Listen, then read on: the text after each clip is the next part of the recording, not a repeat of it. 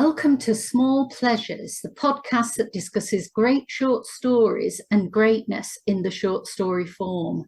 My name is Livi Michael, and I am a novelist and short story writer from Manchester, England. And this is Sonya Moor, a short story writer and translator from Paris, France. Bienvenue. We've come together because of a mutual enthusiasm for the short story, although I think our responses and what we want from a short story vary, and we hope that the differences will provide a fruitful discussion. Today, we're discussing what is probably my favourite collection of all the ones we've read, and possibly of all the ones I've ever read, which is Pond by Claire-Louise Bennett, and I have to thank you for introducing me to it. So tell me, how did you first come across it? Similar to Lucia Berlin's work, which we discussed in episode 10 with our wonderful guest and Berlin expert, Nina Ellis, Claire-Louise Bennett's work kept coming at me through grassroots murmurings to people saying, "You've got to read this." Bennett's work has met with considerable success, championed by literary magazines such as The Stinging Fly and The White Review. But this word-of-mouth transmission is perhaps the most glorious tribute to any short fiction writer, readers recognizing the writer's work as short story gold and passing on the recommendation to share the gift with others. And I've done my best to do likewise. Yeah, I think the way we come across short story collections, the way they travel, is interesting in itself. And I guess it's quite different from the novel. They're marketed differently to begin with. You're less likely to see them prominently displayed in bookshop windows or read in reading groups. Absolutely. Bookshops tend to devote little space to short fiction, which is usually hidden among novels. So if you don't already know what you're looking for, you're not very likely to find short fiction joy. Otherwise, there might be a dedicated shelf, but most often with anthologies rather than the single author collections I prefer. Short fiction used to have a home in newspapers, magazines, but the press has gone into decline, and the mainstream publishing industry hasn't really adapted to make space for short fiction. It doesn't seem to know what to do with it, and short fiction is often marketed like a novel or as a themed collection, as if to make it more palatable. Publishers are wary, and this reflects in wariness among other stakeholders, such as agents. The demand is there, though. Literary magazines and short fiction competitions go some way to meet it, and the internet is heaving with quality work.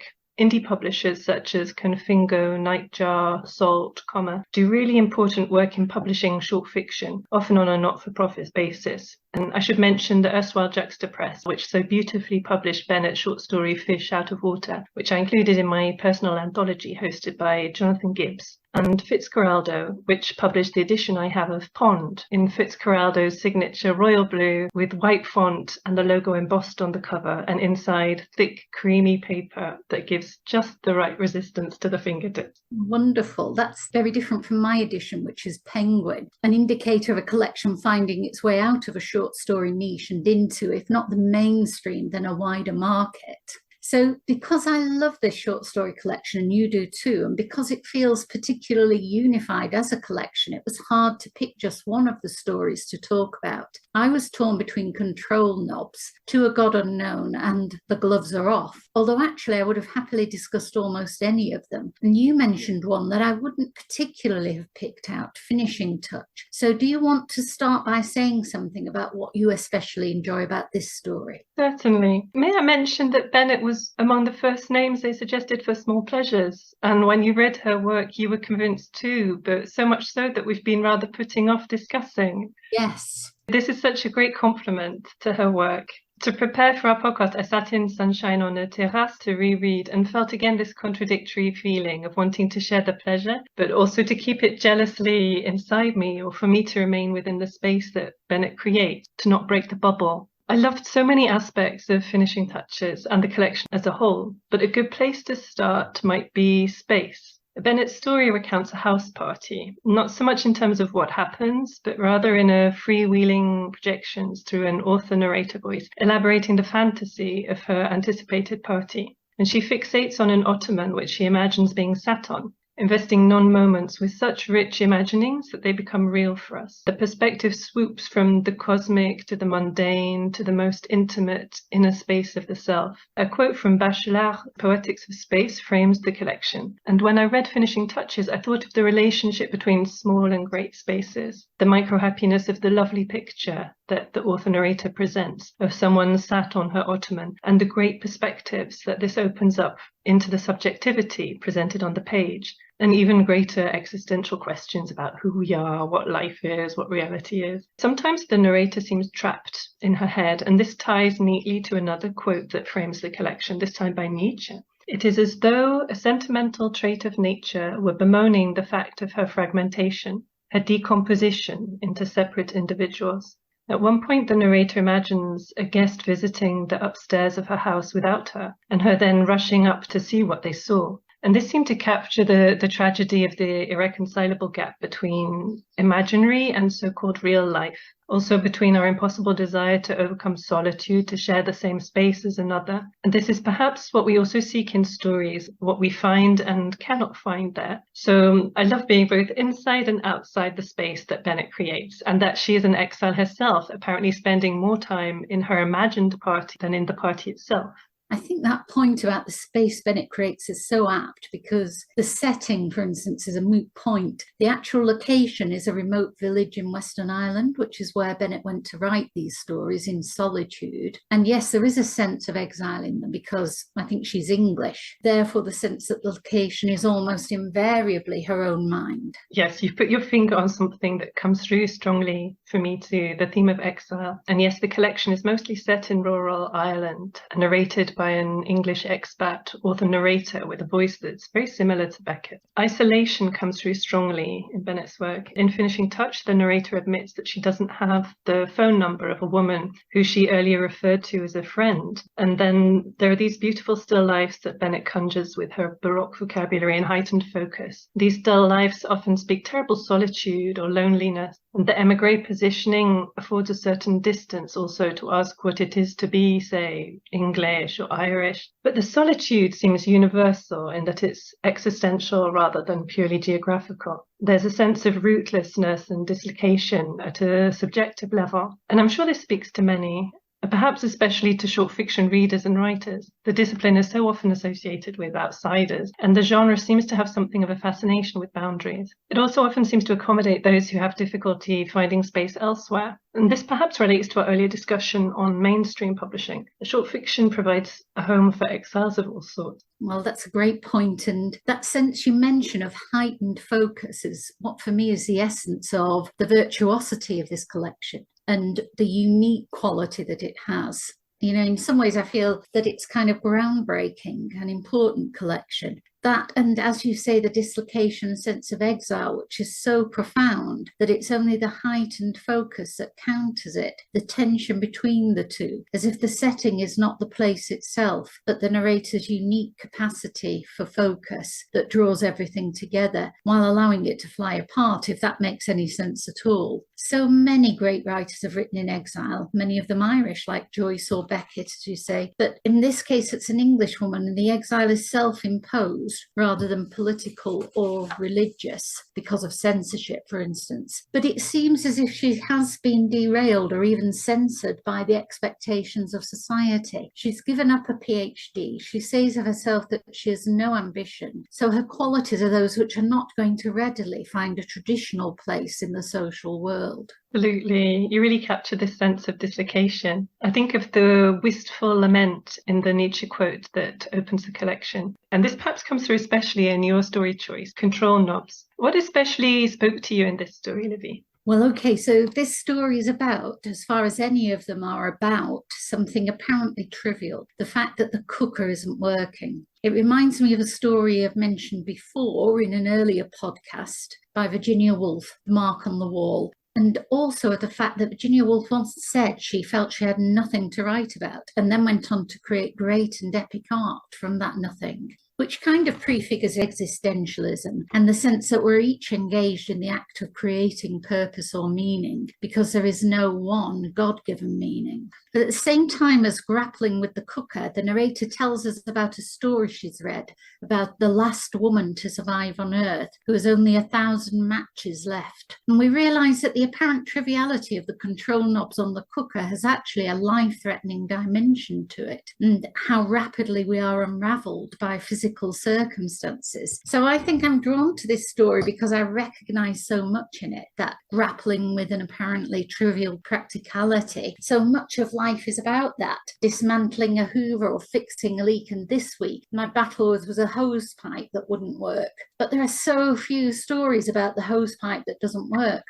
So I do want to talk about, just briefly mention another story, Jack London to Build a Fire, which is an astonishing and wonderful short story in which the focus is entirely on trying to create a fire in the Arctic. But we realise as we become drawn into the detail that this is in order to save this man's life. So it's a life-dependent thing that he's building this fire, and it is brilliantly realised. But also in Bennett's story, I think the grappling with something basic like an old cooker tells us more about her circumstances than any traditional description would.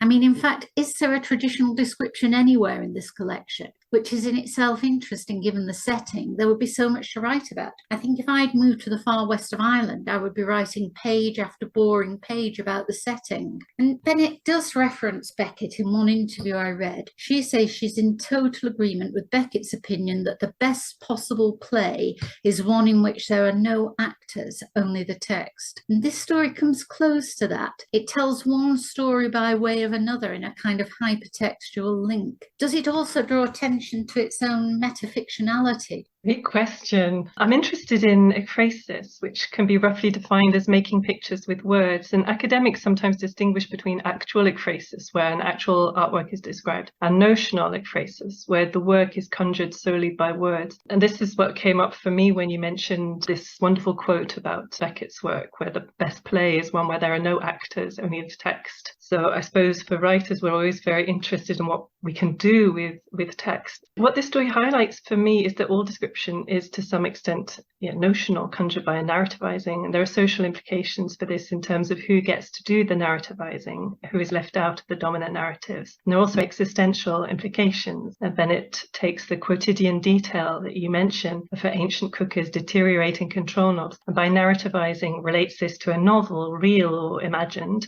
and the tragedy of our solitude. There's no salvation in this, but there is solace. I find wonderful that she presents a kitchen sink drama for one. It couldn't be more tragic, but by her close attention, she gilds the grime. Similarly, the narrator of the real or imagined novel, when faced with her own certain death, carefully counts out the matches that remain to her. And the author narrator, Bennett's author narrator, stands on one leg, clipping toenails into the sink, but neatly. And there's a sort of revenge on our own mortality in this very close attention, the same as can be found in a still life painting, the revenge of capturing a moment in excruciating and glorious detail. But the tragedy is inexorable. We can't overcome the transience of the moment, and our best effort is just a made-up picture. As this story illustrates, with the author-narrator questioning her own telling, exposing the contingency of her narrative, her memory of the story. I love that idea of revenge and solace, because I do find something peculiarly comforting about this book. Not bleak in case we're making it sound bleak. It's often very funny, for instance. I'm never likely to be on Desert Island Disc, but this is the book I would take with me for a sense of companionship in my existential loneliness.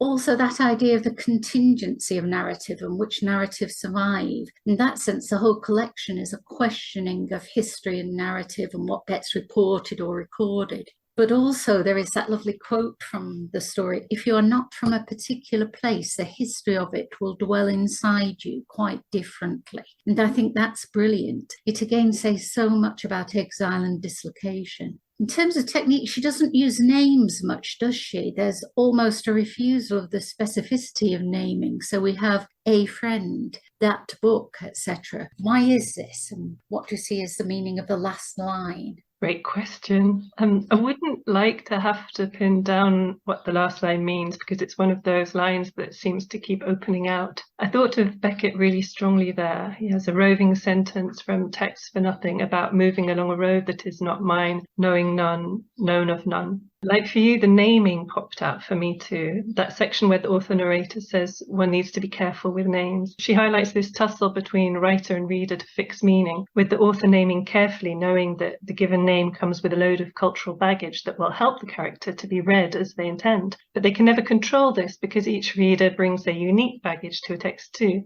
and each one completes the text their own way, with context and knowledge available to them. As an aside, on crafting short fiction, the writer and editor S.J. Bradley, who co-edits a literary magazine called Strix, noted in a recent review of submissions to the magazine that while she had met very few Tabithas in real life, there were a glut of them in submissions to Strix. I suppose we can be quite herd-like, even when opting for unusual word choices. For writers, it can be helpful to keep this in mind. Naming is never neutral. As Bennett says, one needs to be careful. Yes, and apart from the naming, the kind of lack of traditional naming, there is also what you might describe as a lack of traditional plotting. And Bennett says in one interview that traditional plotting doesn't work for her. And certainly there's not much evidence of it in these stories. So if they don't follow a traditional structure, what makes a collection work, do you think? Each person would have their own reading, but for me, there's the almost excessive investment in the moment, as if by rendering each aspect embroidering with flourishes of prose, we might overcome its transient. And there's the creation of micro-happinesses that highlight the futility of life, but also make a temporary refuge from it. And there's this voice which really stands out. There are certain recurrent elements of style, such as Bennett's shifty pronouns. She slips from first person to second, or first singular to first plural. And the way she worries a thing, hedging it all about with equivocations to find the very exact words to describe that particular thing exquisitely. She often brings life to a manageable scale, producing something small and beautiful that one might hold on to. A tiny knife with a bone handle, for example, in control knobs. But even in that moment, the prose telescopes out again by highlighting the futility and transience of it all. So there's this vertiginous sliding between different scales and inner and outer space. What about you? What thoughts and feelings for you? Well, I love that phrase of the vertiginous sliding. That's great. But the language for me too, it's often surprising, beautifully apt, resulting from that investment and focus. Great sentences, no typical sentence structure, although there is often quite a lot of listing. But the sentences are very varied, often long, often begin with the physical and move swiftly to the abstract or metaphysical via an intense interrogation of the small object or act. And there's a wonderful range of registers, really, in the language.